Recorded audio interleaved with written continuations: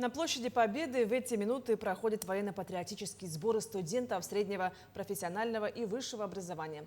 Программа включает 35 академических часов подготовки по дополнительной программе «Военно-полевые учебные сборы». Сейчас на площади работает наш корреспондент Вероника Таюрская. Она расскажет подробности. Вероника, я тебя приветствую.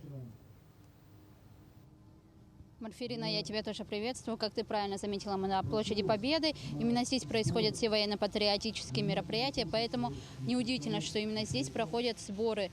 Хочется отметить, что здесь присутствует более 300 человек. Это, как ты уже отметила, студенты высших учреждений, среднего профессионального образования и, конечно же, школьники. Будут вручены сертификаты об обучении для студентов Якутского коммунального техникума, центра «Воин». Также будут вручены сертификаты и другим студентам специального профобразования. Ну а я хочу немножко поговорить с нашим спикером, который расскажет про сборы, а именно с Айсеном Ивановым, старшим инструктором центра «Воин». Здравствуйте.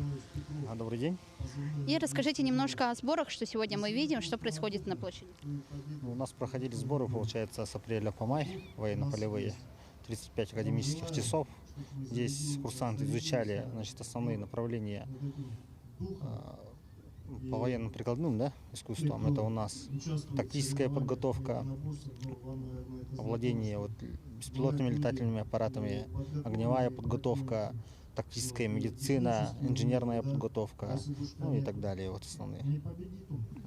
И немножко о планах, что будет в новом сезоне для сборов.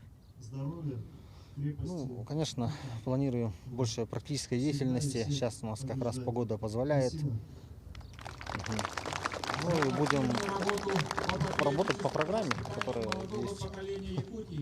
Большое спасибо, не будем вас отвлекать. Ну а я немножко расскажу про сборы. Как уже правильно сказали, что тут и бег, и, конечно же, это и прыжки. То есть все, что надо для наших будущих бойцов, чтобы они пошли на защиту Родины. И мы сейчас можем наблюдать, что все курсанты стоят строем, и в этих рядах как девушки, так и мужчины. Ну а я хочу еще немножко отметить, что происходит награждение. Ну а кого наградили, я хочу вам рассказать в вечернем выпуске новостей, который будет в 20:00. Благодарю тебя, Вероника. Напомню, на прямой связи со студией была моя коллега Вероника Таюрская.